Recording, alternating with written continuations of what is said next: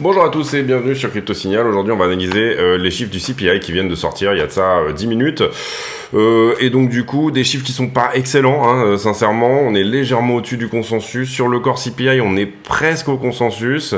Donc on va aller voir ce que ça peut tout simplement déclencher sur les marchés ou pas. Donc l'idée ici, on est sur le Bitcoin comme d'habitude. En 4 heures, Bitcoin face au dollar. On était dans cette grande période ici qu'on va appeler plus ou moins un range. Hein. Si on était monté jusque ce point-là, ça aurait pu tout à fait donner cette idée-là.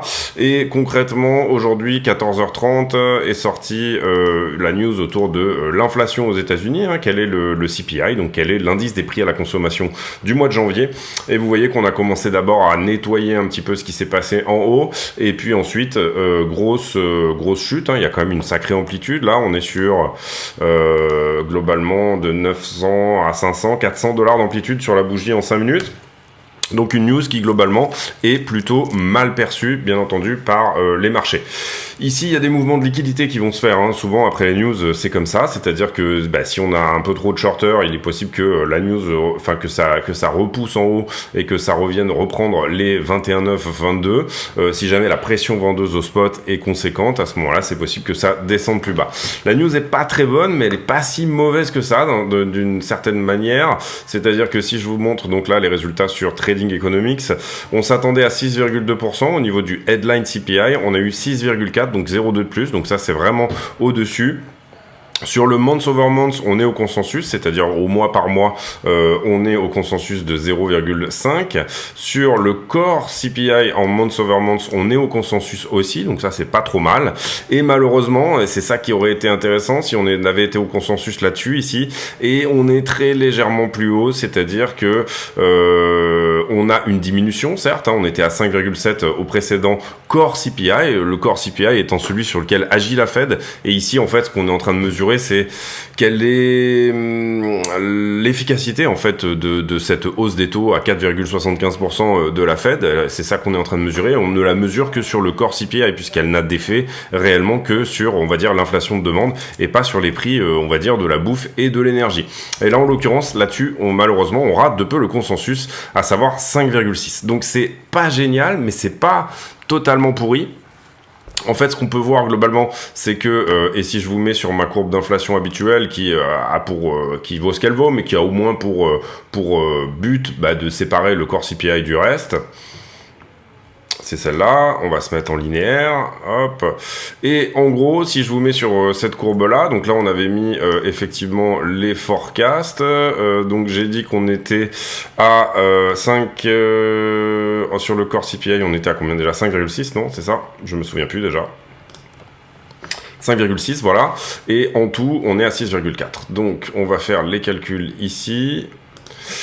5,6, donc ça c'est pour celui-ci, en fait on est quelque part par là, 5,6, ok, donc ça on peut le mettre à 5,6 et on peut le mettre en vert, hein, comme ça je fais l'actualisation avec vous, c'est pas plus mal, comme ça, puisque là c'était un forecast pour le moment, et donc au niveau, on a dit 6,4, donc ça va nous donner 0,8 probablement au niveau de ce qu'on qualifie comme l'inflation, food, énergie, etc. Donc 0,8 de ce côté-là. Donc qu'est-ce que ça veut dire? Ça veut dire qu'on a une stagnation des prix de la bouffe et du pétrole, hein, plus ou moins, on reste à 0,8 sur cet indice-là, et ça veut dire qu'on continue à diminuer au niveau du core CPI, mais par rapport au consensus qui était à 5,5, vous voyez ici qu'on aplanit la descente. Et bien entendu, probablement, en grande partie, ce que le marché pricé, c'était qu'on continue sur cette trend-là, c'est-à-dire on avait 3 ou 4 mois où on avait continué à descendre assez fortement, et là, vous voyez qu'on commence à trouver un plateau.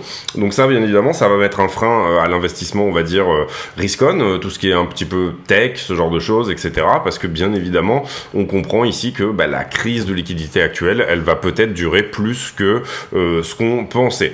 Personnellement, moi, je tablais sur un 6,2, c'est-à-dire qu'on soit exactement au consensus. Donc, vous voyez ici, on est 0,2 au-dessus, malheureusement. Cela dit, on a un nouvel outil ici qui est celui de la Fed, c'est-à-dire que la Fed de Cleveland propose un outil également. Donc, je l'ai tweeté ce matin. au travers d'articles que je lisais, etc. Eux, ils nous disaient 6,48, c'est-à-dire ils nous disaient, par rapport à ce que disent le consensus, on sera probablement au-dessus, et là, vous voyez qu'on est à 6,40, donc finalement, on était un petit peu entre le consensus et cet outil de la fête de Cleveland, donc intéressant à regarder. Dorénavant, voilà, on regardera un petit peu ce que nous dit cet outil-là, c'est-à-dire Trueflation, et également ce que nous dit l'outil de la Fed, et on essaiera de trouver plutôt un point entre les deux, puisque pour le moment, ça aurait plutôt bien marché sur ce coup-là.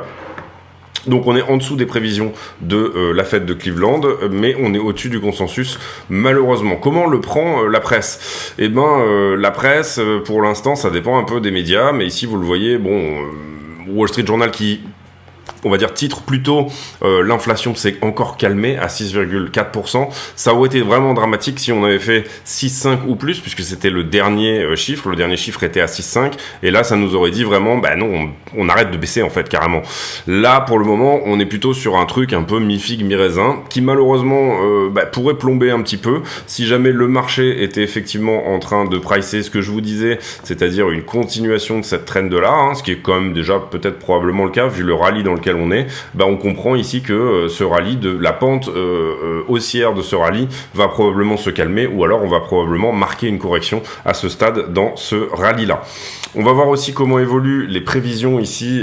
Vous voyez que on a 90%, donc là on va faire le refresh pour être sûr, mais on a globalement une bonne partie du marché, 93% dorénavant, qui pense que la prochaine hausse ne va être que de 0,25. On va voir comment ça évolue dans les jours prochains pour voir si ce pourcentage diminue et que on commence à penser ici que ça va être du 0,5. Je pense pas que ça va être le cas, je pense pas qu'il va y avoir... Le marché en ce moment continue à pricer globalement qu'on va terminer à peu près à 5,25 au niveau des taux, c'est-à-dire à 0,5 points de base de là où on est actuellement. C'est ce que price le marché.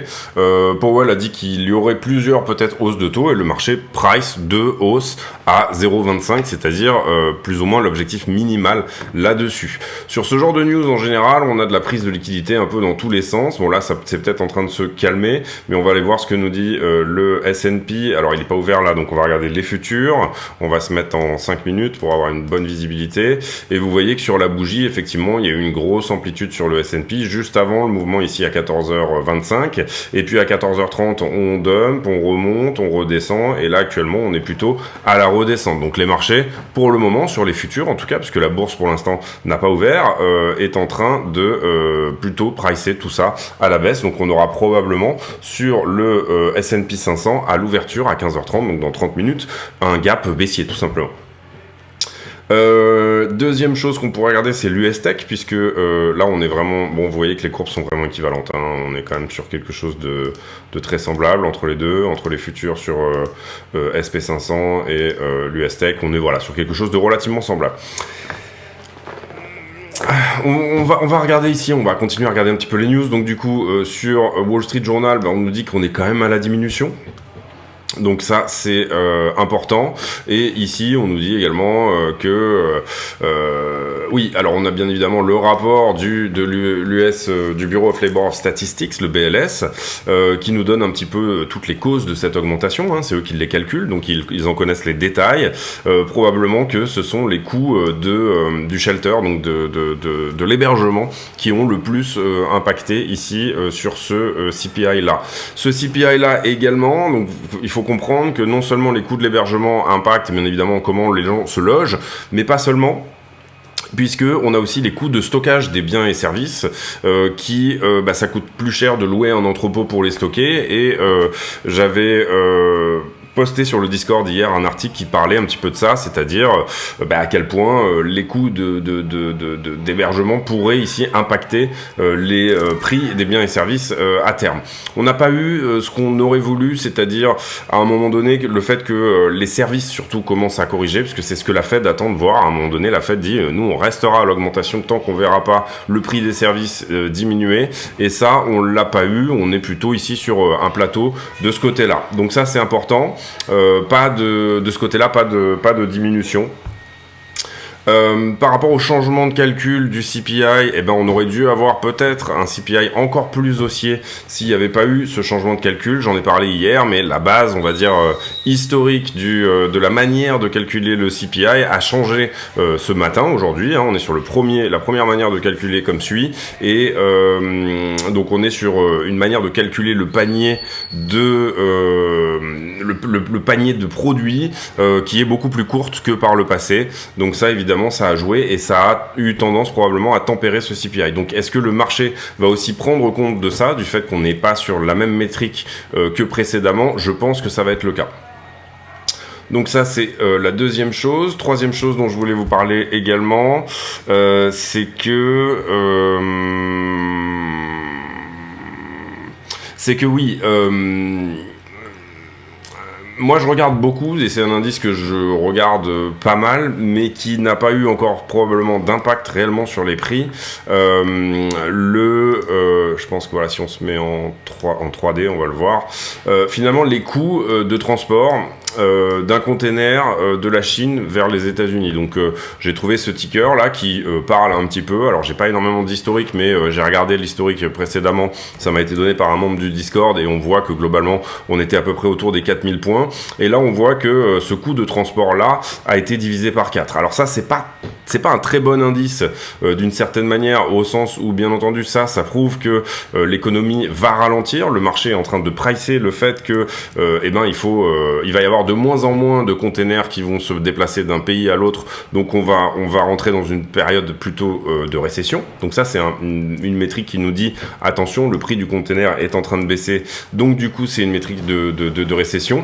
Par contre, c'est aussi une métrique de baisse des prix, puisque bien évidemment, dans ce qui peut être consommé de biens produits en Chine aux États-Unis, ces coûts de transport ici diminuent, et a priori, ça se répercute pour avoir des meilleures marges, etc. Le marché est plutôt bien fait dans ce sens que, effectivement, quand ces prix-là diminuent, du coup, ça diminue les biens et services, leur prix, et donc du coup, ça redope l'économie derrière. Donc tout ça, c'est une histoire de timing, bien évidemment. Vous avez des choses qui s'ajustent petit à petit, et là, on voit que, en gros, cette relativement consistante diminution, elle a eu lieu en fait autour de novembre-décembre.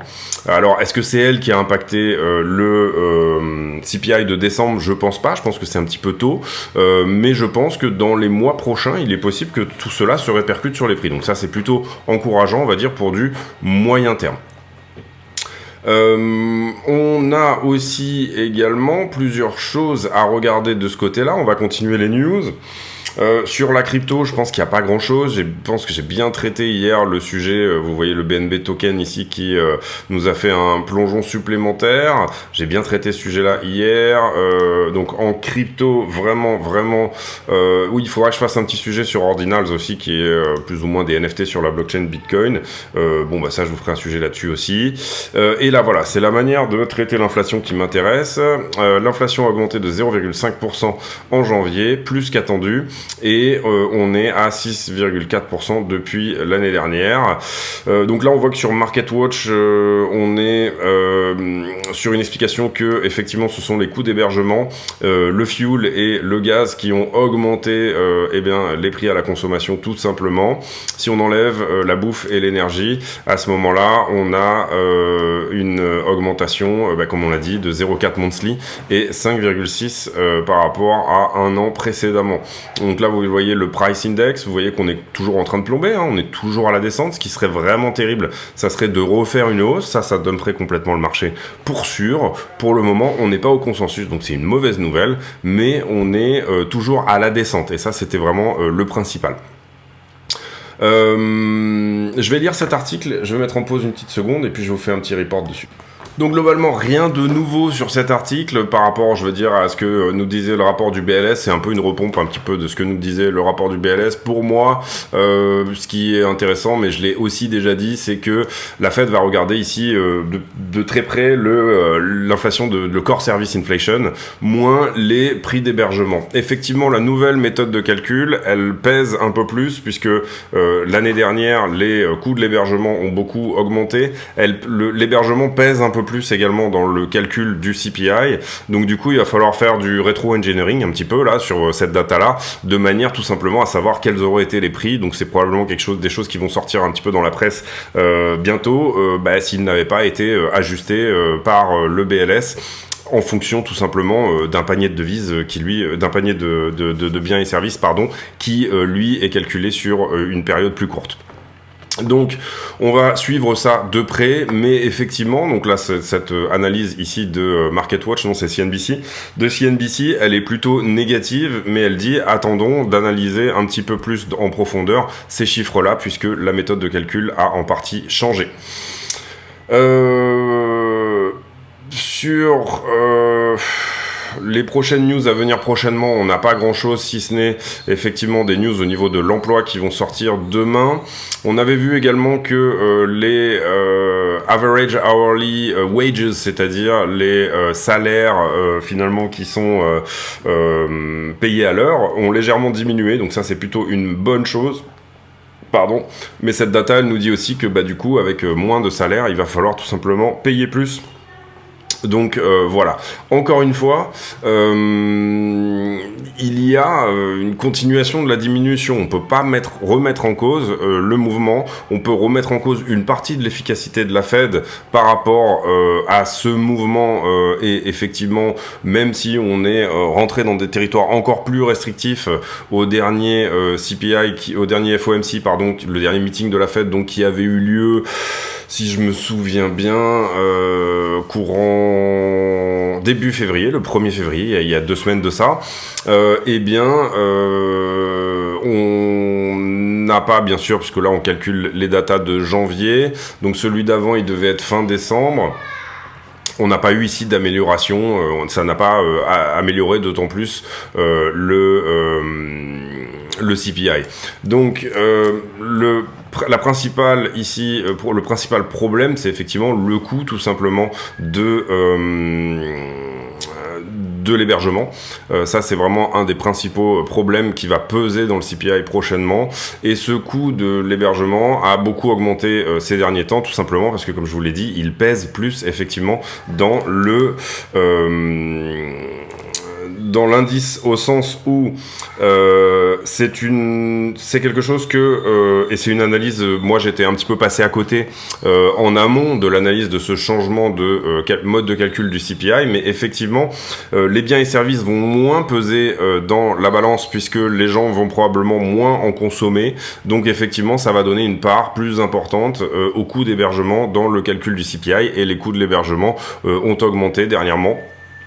Notamment en raison de tout simplement également la hausse des taux. La Fed a également dernièrement changé la méthode de calcul, ce qu'ils appellent le Cost Equivalent Rent, je crois, c'est-à-dire que si vous êtes propriétaire de votre maison, on calcule la manière dont pour vous ça a augmenté, non pas en fonction de votre crédit, mais en fonction de si vous aviez loué dans la même zone, le même type de maison, tout simplement à combien vous auriez dû payer votre loyer. Donc c'est une méthode de calcul qui est un petit peu spécifique aux États-Unis, mais qui du coup va peser également dans la balance. Ici, sur les earnings, on a plutôt en ce moment de la grosse industrie, je crois, qui pèse au niveau des earnings, donc pas grand-chose à dire de ce côté-là. Enfin, en tout cas, c'est pas vraiment ce qui va nous intéresser. On va revenir ici, on va faire la liquidité. Avant, je vais envoyer la page de pub, et puis ensuite, on ira faire vraiment l'analyse technique sur Bitcoin, regarder un petit peu comment se présente la structure, ce genre de choses. Allez, on y va pour la page de pub. La chaîne est partenaire de 2 exchanges qui sont Bybit et BitGet. Ces 2 exchanges ont fait leurs preuves, ils sont suffisamment liquides à mon sens et ils ont également d'excellentes preuves de réserve. Comment on passe par le lien de la chaîne pour s'affilier sur un de ces exchanges? Tout simplement, on va sur la vidéo, on clique sur la description de la vidéo et là vous aurez 3 liens importants. Le premier étant l'accès au Discord, le serveur qui nous permet de communiquer. Le deuxième étant les liens d'affiliation ici que vous voyez sur Bybit et BitGet. Lorsque vous cliquez sur un de ces liens, vous allez tomber sur une page qui ressemble à ça, et là vous allez cliquer sur s'inscrire. À partir de là, vous aurez de toute façon accès au moins 15% sur vos frais de trading, quoi qu'il arrive. Pas besoin de faire le reste, on va dire. À partir de là, vous serez de toute façon affilié. Mais vous pouvez éventuellement aller plus loin. Vous pouvez aller plus loin en tout simplement, une fois que vous êtes connecté, votre page de connexion, elle ressemble un petit peu à ça. Et là, vous allez passer votre souris sur votre icône de profil, et ça va vous afficher un numéro qui s'appelle le User ID, le UID. Vous copiez cet UID et vous venez sur le le Discord. Vous présentez ici. Nous, notre Discord, il faut se présenter à l'entrée, c'est-à-dire qu'il y a un filtre, on filtre les gens de manière à éviter les scams et les bots et pour donner des rôles aux gens, c'est-à-dire est-ce que vous êtes plutôt trader, débutant, affilié, etc. Une fois que vous aurez fait ça, vous allez dans le salon demande affiliation et dans le salon demande affiliation, vous allez pouvoir poster votre UID. Et votre UID sera validée ou non comme étant une UID qui est tout simplement affiliée à CryptoSignal. Ensuite, vous aurez accès à un salon privé qui s'appelle Section Affiliée, dans laquelle je poste des graphiques et je poste des analyses, etc. exclusives sur ce salon. Il y a aussi une possibilité de participer à un tirage au sort. Pour participer à ce tirage au sort, il faudra également déposer 100 USDT, en plus de s'inscrire et de faire toutes ces démarches-là, déposer 100 USDT sur un de ces deux exchanges. À partir de là, l'exchange me le dira et ils me diront que vous avez, entre guillemets, le statut de super affilié. Le statut de super affilié, vous n'êtes pas obligé de trader ces 100 USDT d'ailleurs, hein, ils peuvent très bien juste rester sur la plateforme quelques temps, le temps que vous soyez validé, et puis une fois que vous êtes validé, vous pouvez les enlever, vous en faites ce que vous voulez, mais ça vous permettra de participer à un tirage au sort tous les 20 affiliés de 200 USDT. Donc le premier tirage au sort, il sera sur 20 affiliés, le deuxième sera sur 40, une chance sur 40 de gagner 200 USDT, le troisième sera sur 60, une chance sur 60, etc. Donc voilà, écoutez, si ça vous intéresse, n'hésitez pas à passer par ces liens, et puis on revient à la vidéo. Merci de votre attention. Super, on est bientôt 40 affiliés, hein, d'ailleurs là, quelques affiliés en plus et on pourra faire le tirage au sort de 200$ pour les 20 suivants, enfin du coup les 39 qui restent, qui sont déjà dans la section affiliés. Alors hier on a liquidé 60 millions, c'est pas grand chose, d'ailleurs vu l'amplitude de prix, ça paraît vraiment faible. On a liquidé quasiment, toujours pareil, la moitié sur Bitcoin plus BTC et chacun moitié-moitié, donc là on est plutôt respecté. Ici on a plutôt des liquidations de longues, vous le voyez, hein, c'est normal vu l'action de prix plus ou moins, on est plus ou moins à la normalité. Est-ce qu'il y a eu des changements sur le carnet d'ordre? C'est ce qu'on va regarder là. Alors, plus d'ordres à l'achat, quelques ordres qui se rajoutent à la vente. Depuis 14h30, est-ce qu'on a vu? Non, là c'est 12h25, donc lui il avance d'une heure par contre. UTC plus 1, non c'est bon. Il est bien 15h11, oui c'est ça. Donc du coup, ici... non, pas grand chose qui s'est passé à 14h30, on va peut-être zoomer un petit peu. Non, pas grand chose de plus, on va dire, en tout cas dans... Ouais, c'est quelques petits ordres qui se rajoutent ici à la vente, à 21,8, 233 Bitcoin ici, 130 à 21,800, et à l'achat, on a quelques ordres qui se rajoutent également, donc c'est pas énorme. Sur les long short à proprement parler, les niveaux en levier, vous voyez qu'on a plutôt bien travaillé tous les niveaux. On avait dû faire la vidéo, on devait être quelque part par ici hier, donc ça a été pris. On va d'abord travailler qu'est-ce qui s'est passé depuis. Ici on avait été pas mal longué, vous le voyez. Ici, bon c'est normal, hein, plus ou moins, on est dans la normalité. Par contre là, j'ai quelque chose de pas tout à fait normal au sens où, à ce stade-là, on avait dû être pas mal longué au sens où, j'ai un prix qui stabilise, un open interest qui stabilise, mais par contre j'ai un funding qui augmente. Après, quand on était ici sur ce plus bas-là, globalement, on avait été légèrement short. On peut enlever celui-ci du coup. On avait été légèrement short, puisque normalement, quand on augmente, l'open interest devrait augmenter, pardon. Donc on devrait liquider du short, et c'est pas le cas. Donc on peut considérer que ce point-là a été plus ou moins plus shorté que longué, donc on va pas le rajouter, on va juste garder celui qui était là, ici, en dessous. Après, là, on est toujours shorté ici, à ce top-là. Donc ce point de liquidité était vraiment important à venir prendre, et vous voyez qu'on l'a pris. Ensuite, à ce stade-là, j'ai pas mal de longues qui rentrent puisque tout simplement j'ai un prix qui latéralise à peu près, augmentation et là augmentation. Donc j'avais un point de longue à prendre ici, mais il a été travaillé. Ici, sur ce niveau-là, on a liquidé beaucoup de longues là, surtout sur ce point-là, vous le voyez là. Donc là, c'est intéressant. Est-ce qu'on a été relongué à ce stade-là? Oui, un petit peu. Là on réaugmente, et puis depuis 14h30, là c'est surtout ça qui nous intéresse. Qu'est-ce qui s'est passé? Là je suis bien à 14h30 ici. Ouais. Donc du coup ici qu'est-ce qui s'est passé? Eh bien augmentation du funding. on va dire augmentation, pardon, énorme augmentation même, enfin grosse augmentation, voilà, on va temporiser quand même. Grosse augmentation de l'open interest, donc le nombre de contrats en circulation, il augmente. À 14h36, on était plutôt longué, donc oui, ce point-là a été longué, donc il va falloir le prendre à un moment donné, celui-ci. Et puis, on a quand même ici depuis pas mal de shorts qui sont rentrés sur la fin de mouvement, donc ça veut dire que le point ici local au 21,7 a lui été shorté.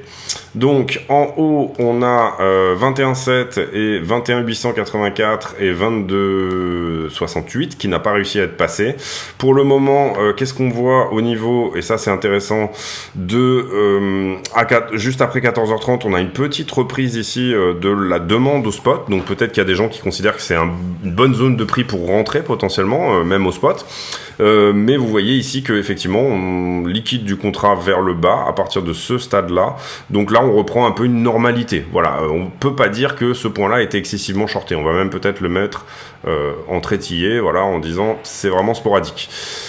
Donc tout ça est plutôt baissier sur la liquidité, sauf à dire qu'on n'a pas réussi ici à liquider ce point-là, donc au 21,9, et sauf à dire que à ce stade, pour moi, on est censé prendre, on va mettre l'aimant ici pour être bien propre. Pour moi, ce plus bas là, le plus bas local, a quand même été, ah là là, on va y arriver, on va allez mon petit, allez voilà, non mais c'est pas vrai.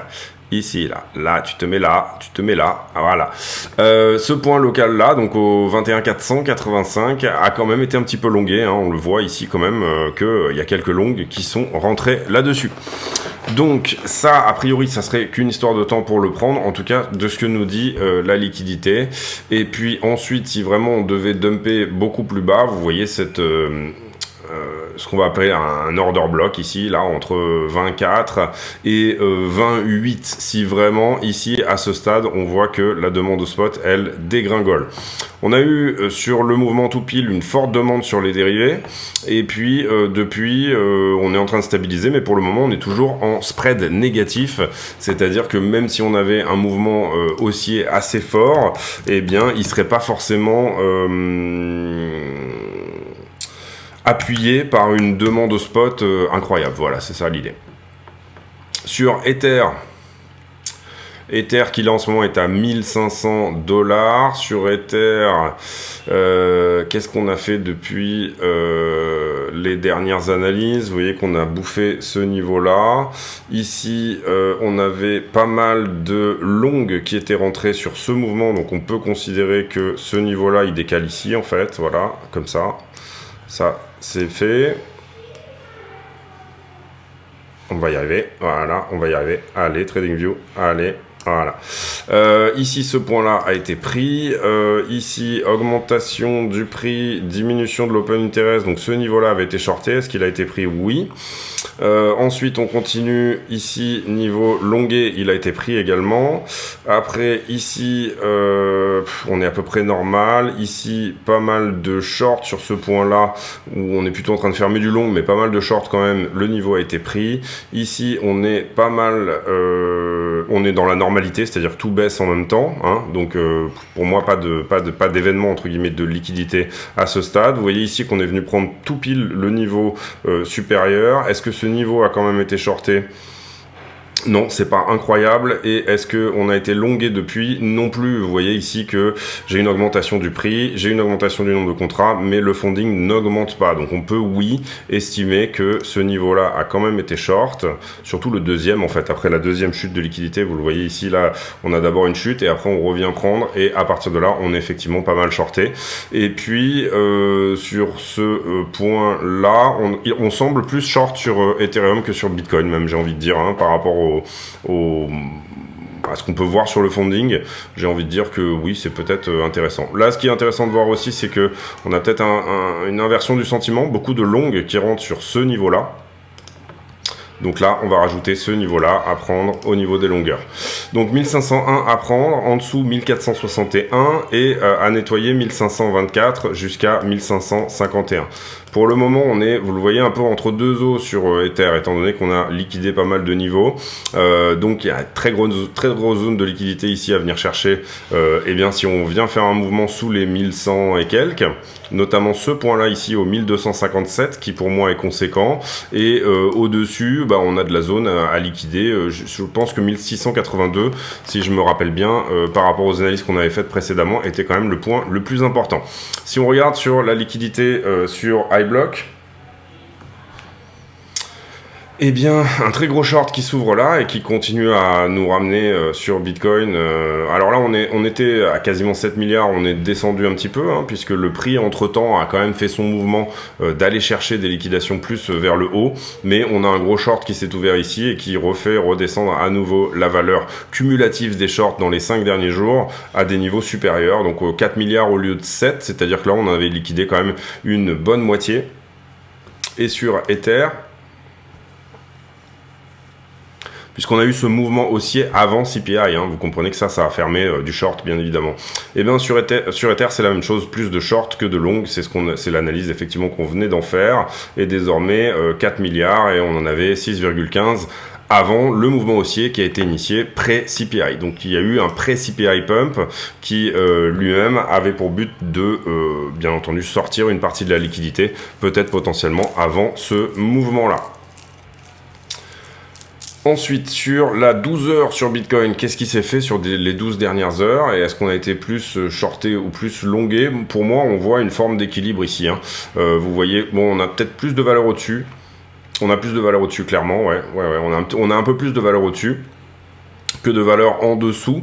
Est-ce que eh bien, la liquidité va pouvoir rectifier ça, ou alors est-ce que ça va coûter trop cher, c'est-à-dire qu'il y aura trop de ventes au spot sur cette news pour que ça devienne rentable, tout simplement, de venir chercher ces liquidations-là, qui sont des liquidations de shorter, je le rappelle. Ici, c'est pareil. Est-ce que c'est plus rentable de venir chercher sur la semaine la zone des 27 jusqu'à 21,3, vous la voyez, celle-ci? Peut-être que c'est plus rentable que de laisser gagner du coup une partie de cela, enfin en tout cas ceux qui vont prendre profit autour des 27, sur la one week, sur la une semaine, ou alors est-ce que ici le prix en a trop, il y a trop de monde au-dessus, et est-ce qu'il va avoir besoin plutôt de short squeezer jusqu'à 24 000? C'est vraiment la bonne question qu'on peut se poser à ce stade. La réponse, elle est peut-être dans la structure, c'est ce qu'on va aller voir. On va se mettre sur ce contrat-là. On est bien en log. Donc là, on regarde la 3D. Non, on va aller voir la 4 heures. C'est celle sur laquelle on avait commencé la vidéo. Globalement, la 4 heures, elle nous dit que si on s'attendait ici à un range qui vient de prendre la liquidité au-dessus, ça va être chaud sur cette news. Vous voyez ici qu'on est plutôt redescendu là sur cette bougie-là, la bougie de 4 heures actuelle, sur le bas de range. On était effectivement en train de modifier la structure pour remonter. Vous voyez que là, on était dans une structure haussière. Pour le moment, on a quand même, pour le moment, hein, je dis, préserver cette structure haussière en 4 heures. Pour le moment, on est toujours en train de monter là. Il n'y a rien qui nous affirme qu'effectivement, on est reparti à la descente. Le point à ne pas perdre pour moi sur la clôture, ça serait 21 563. Et bien entendu, le point à ne pas perdre sur la mèche, sinon on modifie la structure, on repasse sur une structure baissière, et bien ça serait le plus bas qui est ici, c'est-à-dire 21 353. Ça, c'est pour le 4 heures. Si on va voir le 15 minutes... Globalement, qu'est-ce que ça nous dit? Bah, c'est un petit peu dans le même sens que ce que je vous disais tout à l'heure. Ce qui peut être problématique là, ici, à ce stade, est-ce qu'on a perdu ce point-là? On dirait, hein. On va voir ça.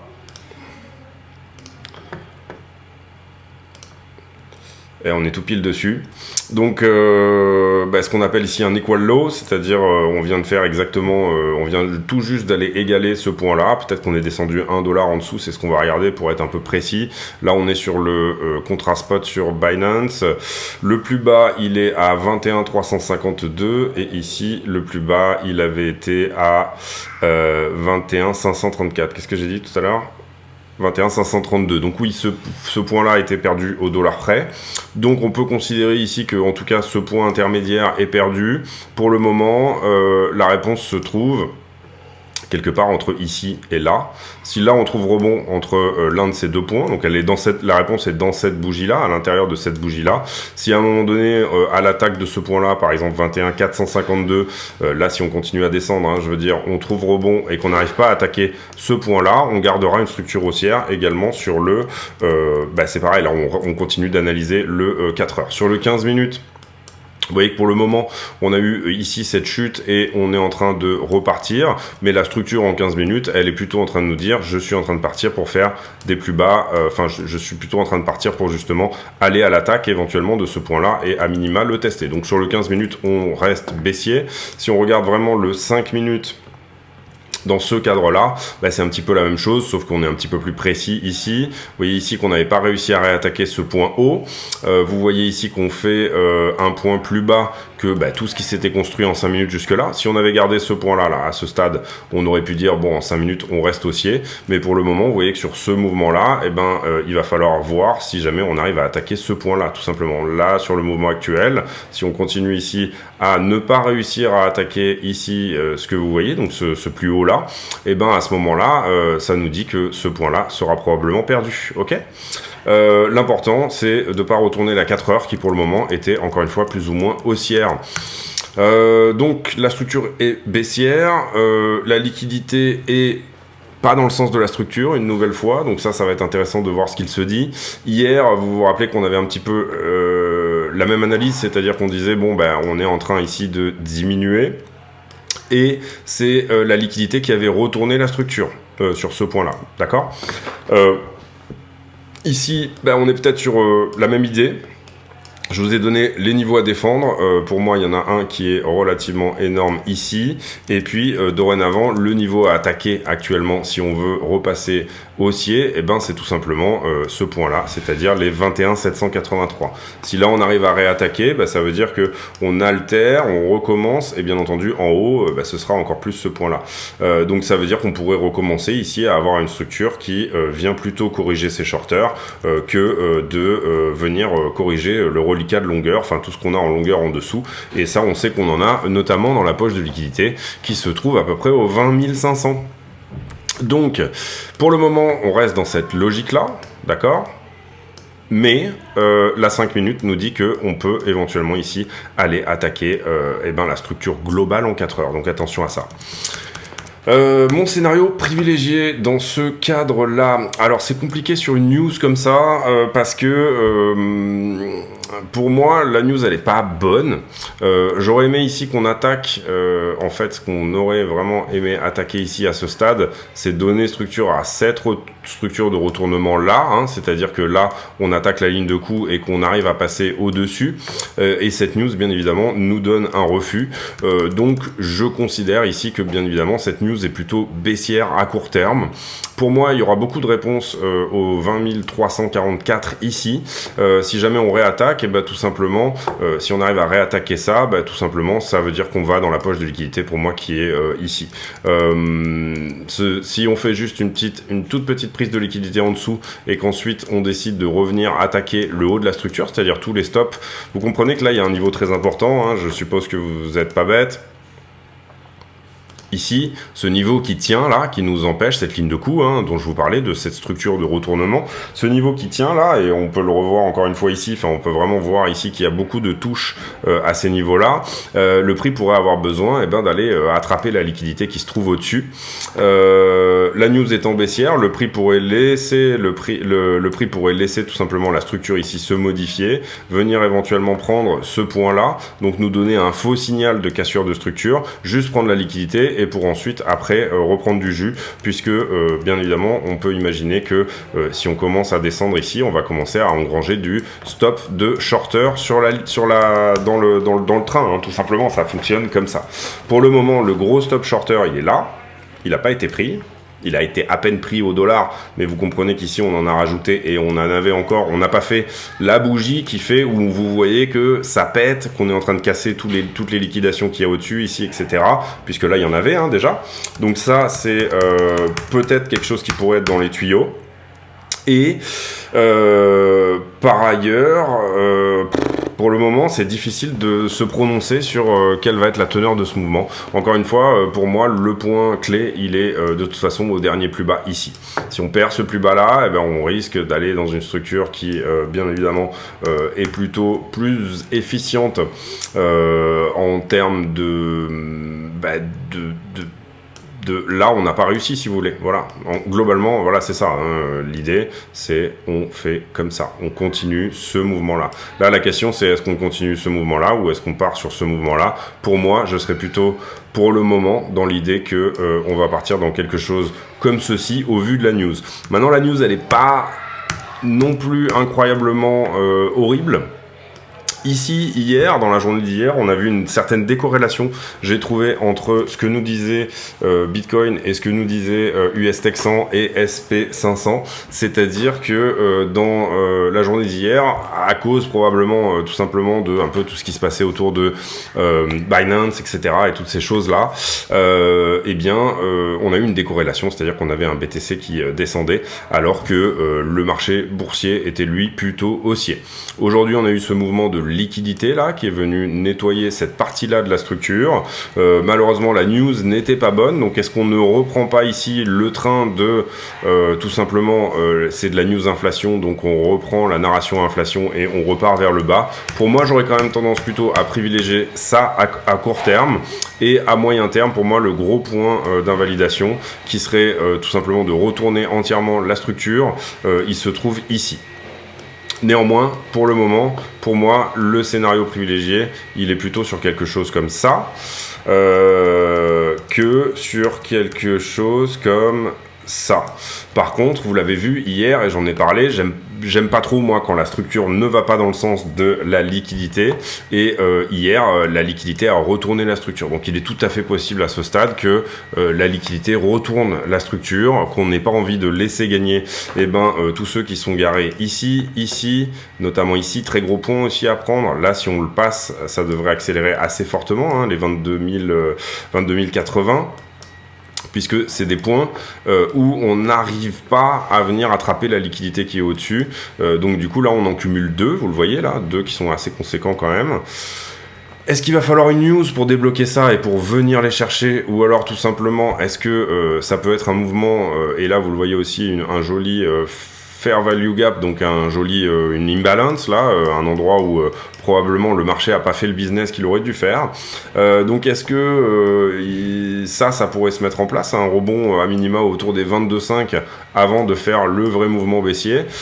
Est-ce que ici à ce stade, et là vous comprenez qu'on n'a pas un vrai double bottom, il n'est pas très joli au sens où ce point-là est plus bas que celui-ci. En général, on aime bien que ce point-là n'ait pas été attaqué, hein, pour faire un vrai beau W. Théoriquement, on est censé avoir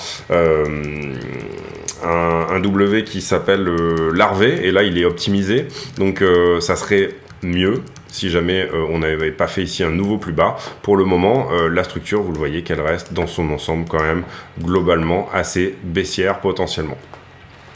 Donc, est-ce qu'on fait confiance à la structure? Est-ce qu'on fait confiance aux liquidités? Tout ça vous appartient, c'est des choses qui vous appartiennent. Le fondamental est pas très bon.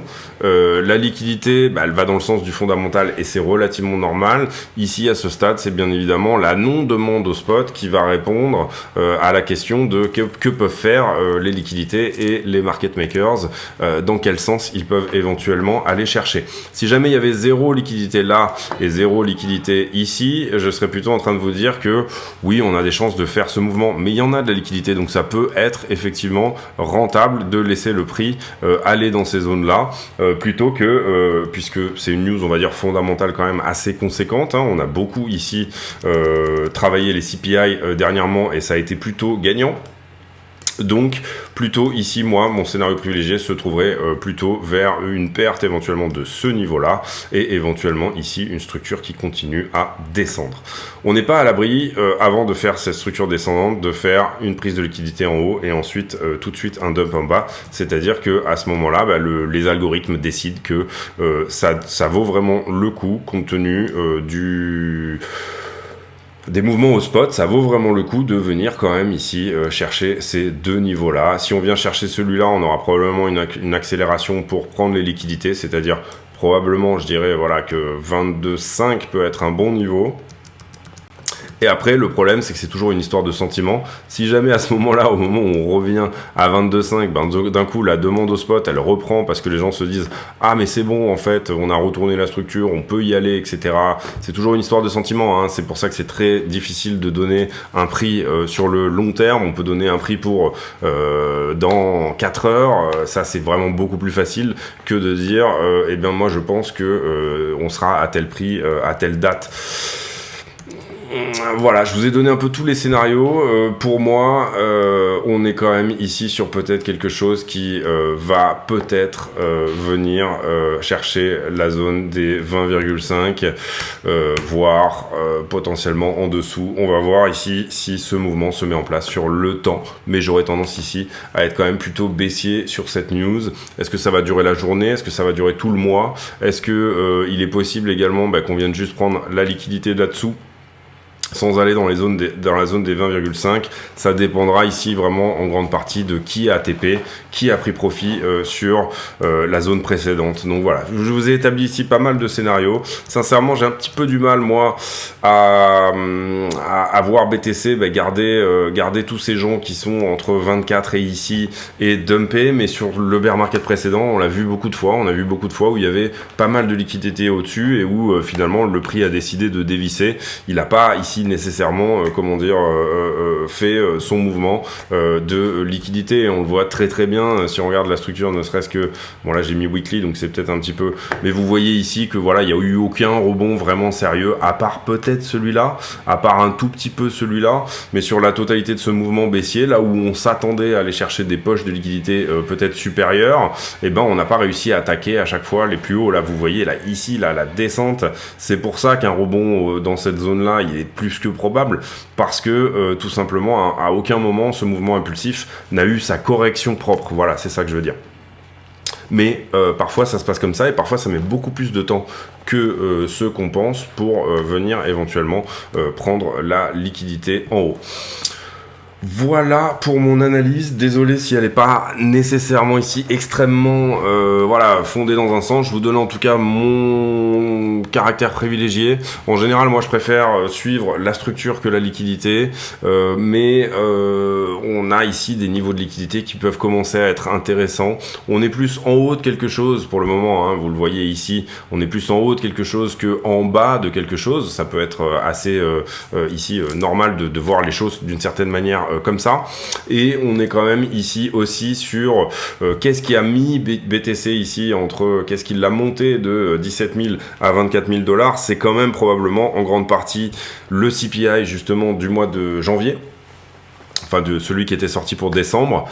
Et qu'est-ce qui peut le faire redescendre du coup en bas? C'est la même chose. Donc il faut ici revoir que si jamais le marché sur son ensemble se ravise complètement ce qu'il avait fait descendre là, c'est FTX déjà d'une certaine manière, et entre-temps, il n'était pas vraiment remonté. Là, pour le coup, le marché traditionnel, lui, il nous a plutôt donné quelque chose comme ça. Donc là, Bitcoin, il a plutôt rattrapé quelque chose, hein, d'accord. Voilà. Si ici, on est déjà dans la zone où, entre guillemets, on a effacé FTX et on a remangé le retard qu'on avait sur les marchés précédents. Vous le voyez là, ici, sur cette trend, c'est exactement ce qui se passe plus ou moins, c'est-à-dire que là on aurait dû aller en ligne droite, on a eu le FUD FTX sur cette barre là, et du coup c'est ça qui nous a permis ensuite de repartir plutôt, de revenir plutôt sur la narration inflation. Donc à ce stade là, on revient un peu en arrière sur la narration inflation. Est-ce que on remet en cause tout le mouvement? Je suis pas sûr. Je suis pas sûr, parce qu'encore une fois, on n'est pas au-dessus de 6,5. Si on avait une augmentation de l'inflation, là, ça aurait été vraiment dramatique. Maintenant, c'est pas une bonne nouvelle parce qu'on n'est pas au consensus, tout simplement. Donc, il faut l'accepter comme tel. Voilà, vidéo un petit peu longue, mais du coup, on a fait le point, là, je pense, sur un petit peu tout ce qui peut se mettre en place pour puisque je pense que cette partie-là pourrait bien évidemment ici, jouer sur les... peut-être potentiellement plusieurs semaines prochaines, hein. Voilà, si on est massivement shorté, bien évidemment ça va être rentable à ce moment-là de se retourner. Si on ne l'est pas, et si le sentiment n'est pas massivement shorter, qu'on a vu ici c'était pas non plus énorme, hein, il n'y a pas eu de short énorme sur cette nouvelle du CPI actuellement. et ben à ce moment-là, ça veut dire que peut-être que plus ou moins, on aura juste une dévaluation de la demande, on va dire au spot, et que le prix va petit à petit descendre ou consolider dans la zone. On n'a toujours pas retest ici la grosse droite rouge que vous voyez là, donc ça pour moi aussi c'est peut-être quelque chose que le prix aurait potentiellement envie de faire, c'est-à-dire que là on n'est pas allé au retest des 21 globalement, on est allé à 21,3, bon bah on n'est pas allé à 21, textuellement on n'a pas retouché pile poil cette droite là, et puis voilà, on pourrait aussi peut-être mettre en avant, puisque là on est sur le weekly, et ben tout simplement que là pendant encore quelques semaines il va se passer plus ou moins quelque chose comme ça quoi, c'est-à-dire qu'on va dégringoler un peu sur cette droite jaune là, vous le voyez, tout en gardant tout simplement tout en la préservant et en venant prendre la poche de liquidité qui se trouve ici jusqu'à à peu près 23, hein, qui se trouve à peu près de 21 à 23, moi je considère qu'elle est à peu près à 20 500. Donc voilà, je vous laisse là-dessus, j'espère que cette vidéo vous a plu, si c'est le cas, n'hésitez pas à le dire, n'hésitez pas à vous abonner, activer la cloche des notifications, etc. Malheureusement, pas très bonne nouvelle pour continuer ce rallye, hein. Ça aurait bien pu repousser ici si on avait eu un truc au consensus ou légèrement en dessous du consensus, ça aurait donné une sacrée pêche au mouvement pour pouvoir éventuellement revenir taper les 25,2, ce genre de choses. Pour le moment, c'est pas le cas. Est-ce qu'on va latéraliser ou est-ce qu'on va dumper? C'est un peu la question du moment à laquelle vous devez avoir votre propre réponse. Pour moi, ici, la force, elle est baissière sur ce mouvement, la structure est baissière. Par contre, on a de la liquidité en haut, donc du coup, ça peut donner des jolies surprises. Voilà, je vous laisse là-dessus, j'espère que cette vidéo vous a plu. Si c'est le cas, encore une fois, n'hésitez pas à le dire. J'ai pour habitude en fin de vidéo de poser une question à la con, c'est-à-dire une question qui n'a rien à voir avec le prix du Bitcoin. Et la question du jour, elle sera sur le stockage. Est-ce que vous avez des tas de trucs que vous stockez, comment vous arrivez à stocker vos photos, vos vidéos, toutes ces choses-là, etc. Est-ce que vous êtes plutôt organisé là-dessus? Moi, j'ai une espèce de baie avec plein de disques durs dedans, dans laquelle je sais pas ce qu'il y a, mais je mets tout le temps des trucs dedans, ou dans laquelle j'ai mes sauvegardes aussi, toutes ces choses-là.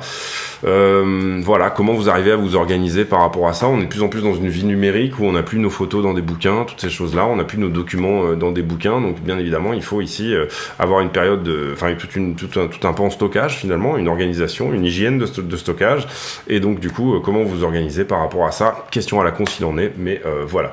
Je vous laisse là-dessus, j'espère que cette vidéo vous a plu, et on se retrouve demain pour une nouvelle météo sur le Bitcoin. Portez-vous bien, à bientôt.